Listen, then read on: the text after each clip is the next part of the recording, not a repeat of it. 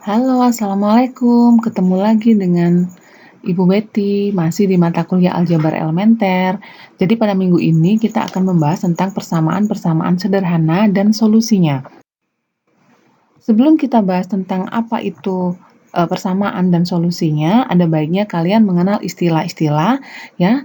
Yang pertama di sini adalah tentang kesamaan atau equality, adalah suatu kalimat matematika yang menyatakan bahwa dua pernyataan adalah sama atau mempunyai nilai yang sama. Jadi 2n sama dengan 6, 2n plus 3n sama dengan 5, dan 16 sama dengan 16. Ini adalah contoh kesamaan.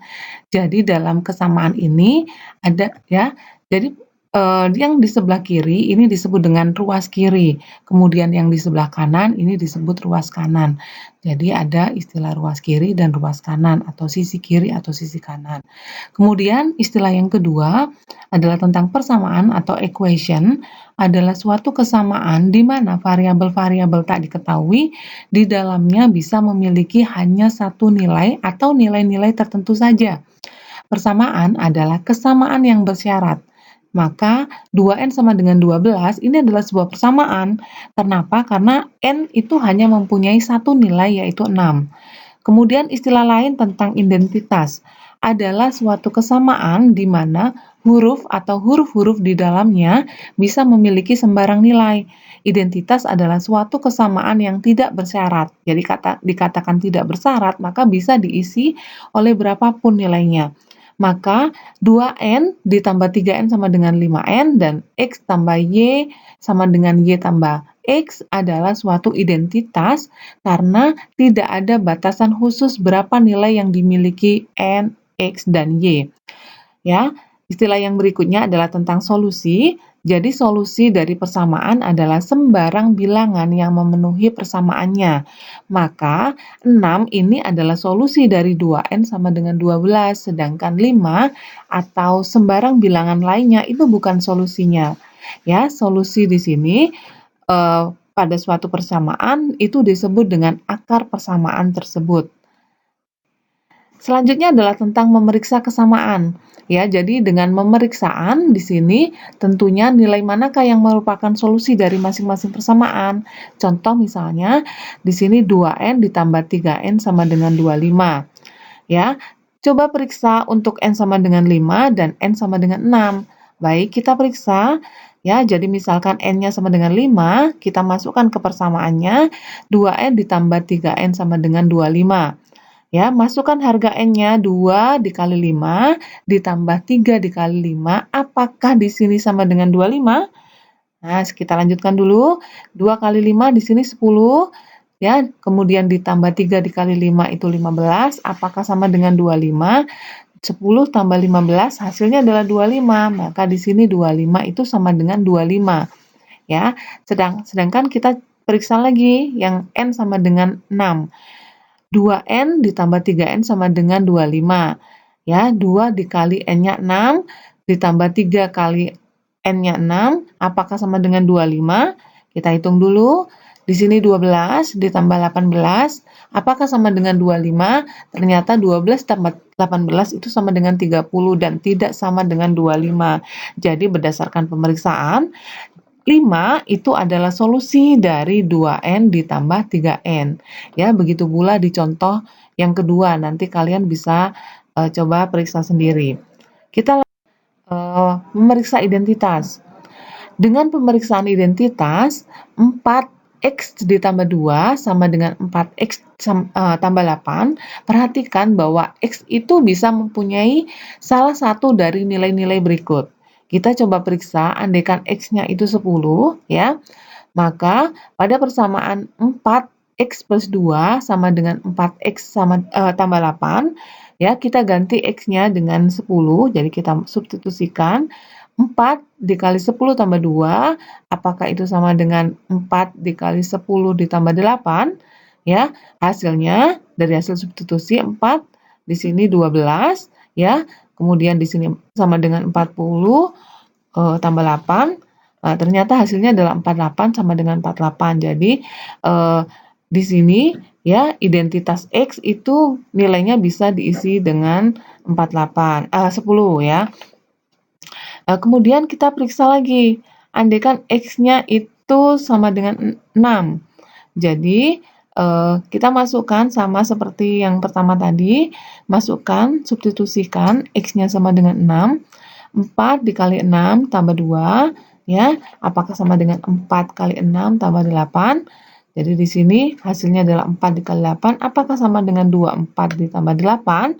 Nah, ternyata 32 sama dengan 32. Jadi sesuai dengan tadi, bahwa identitas itu bisa diisi berapapun nilainya asalkan, dia memenuhi persamaan ya. Jadi, eee, itu tentang identitas. Sisanya kalian bisa periksa sendiri. Selanjutnya, menerjemahkan kalimat verbal menjadi persamaan. Di sini saya sudah ada beberapa contoh nih. 4 kurangnya dari bilangan berapakah yang nilainya sama dengan 8. Jadi, 4 kurangnya dari nilai berapakah, maka ada satu nilai, kita misalkan di sini N, 4 kurangnya berarti dikurangi 4, ya, sama dengan 8, sama dengan 8. Nah, kita bisa menerjemahkan kalimat verbal ini menjadi sebuah persamaan.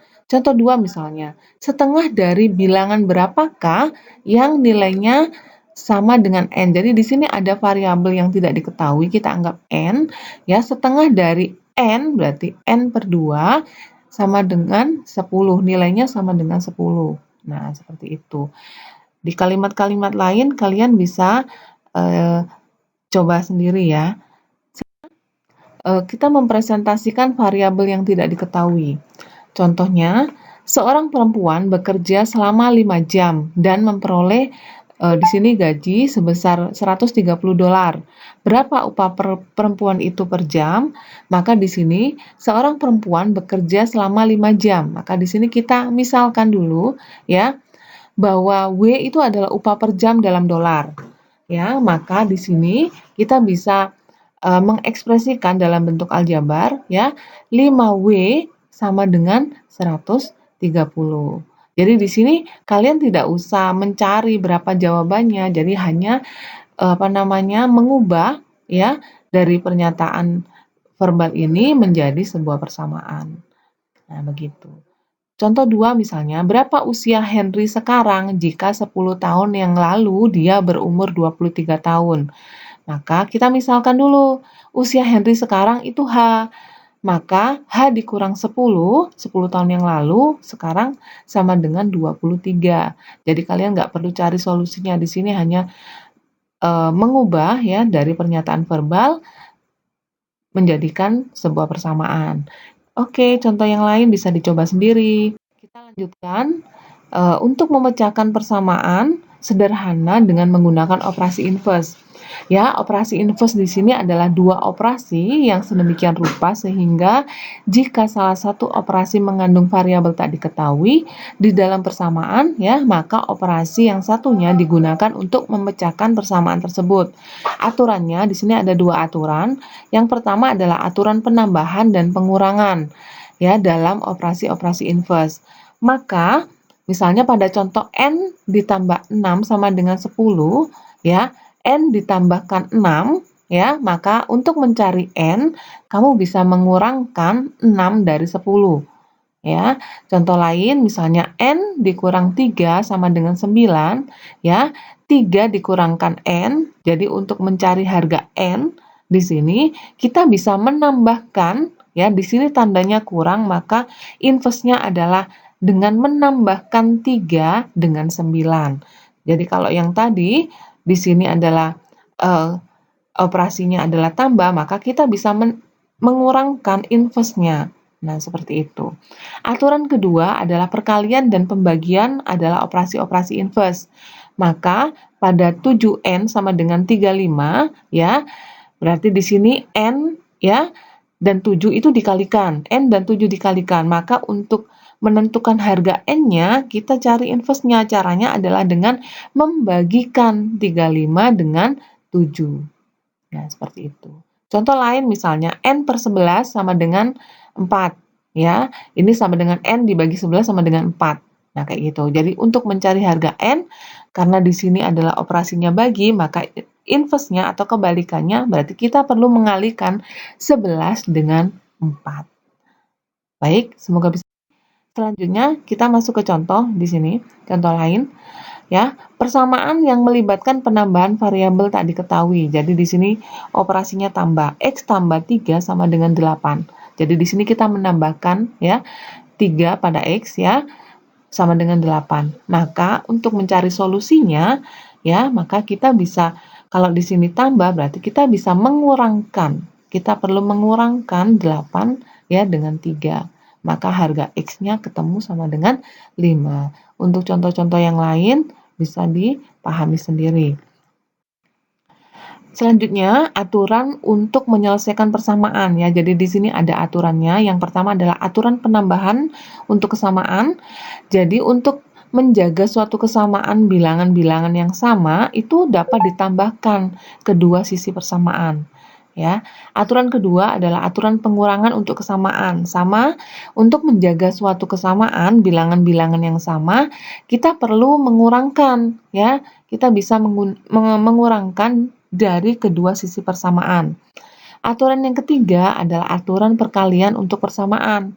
Untuk menjaga suatu kesamaan, kedua sisi dari persamaan dapat dikalikan dengan bilangan-bilangan yang sama. Lalu aturan yang keempat, aturan pembagian untuk persamaan ya. Di sini untuk menjaga suatu kesamaan ya. Ini maaf, ini di sini nanti kesamaan ya. Untuk menjaga suatu kesamaan, kedua sisi dari kesamaan itu dapat dibagi dengan bilangan-bilangan yang sama kecuali 0. Kita masuk ke contoh, misalnya di sini 2N sama dengan 16. Ya, solusinya maka di sini kita kan di sini 2 dikalikan N ya. Maka untuk mencari solusinya kita bisa membagi kedua ruasnya dengan 2. Jadi di sini 2N dibagi 2, yang 16 dibagi 2, maka di sini N-nya itu sama dengan 8. Ya. Kemudian contoh yang lain 0,3 A sama dengan 9. Solusinya karena di sini adalah perkalian, maka untuk mencari solusinya kita perlu membaginya pada dua ruasnya. 0,3 dikali A dibagi 0,3 sama dengan 9 dibagi 0,3, maka hasil A-nya sama dengan 30. Untuk contoh yang 3, kalian bisa pelajari sendiri. Baik, yang selanjutnya adalah menggunakan dua operasi untuk penyelesaian soal. Contoh, berapakah siswa pria dalam satu kelas yang terdiri dari 36 siswa jika siswa perempuannya lebih banyak 6 orang? Ya, jumlahnya lebih banyak 6 orang. Maka di sini kita misalkan diketahui B itu adalah jumlah siswa pria. Ya. Kemudian tadi dikatakan di soal bahwa siswa perempuan ya jumlahnya lebih banyak 6 orang. Maka di sini B plus 6 itu adalah jumlah siswa perempuan. Ya. Kemudian di sini kalau totalnya berarti B ditambah B ditambah 6 itu sama dengan 36. Jadi satu kelasnya tadi sama dengan 36. Maka di sini kita operasikan B tambah B 2B ditambah 6 sama dengan 36. Ya. Jadi di sini operasi yang pertama ya, kita menggunakan di sini adalah karena di sini 2B tambah 6 jadi operasinya tambah, maka kita bisa mengurangkan inverse-nya ya. Kita bisa mengurangkan inverse-nya di sini berarti 2B tambah 6 kita kurangkan 6 di kedua sisinya sehingga 2B-nya sama dengan 30. Nah, ini adalah operasi kedua. Karena di sini perkalian maka kita membagi ya 2B bagi 2 ya, kemudian sama dengan 30 bagi 2 sehingga kita ketemu B-nya sama dengan 15. Jadi jumlah siswa pria ya dalam satu kelas itu adalah sebanyak 15 orang. Baik, terima kasih. Sampai jumpa di perkuliahan minggu berikutnya. Jangan lupa dikerjakan tugasnya ya.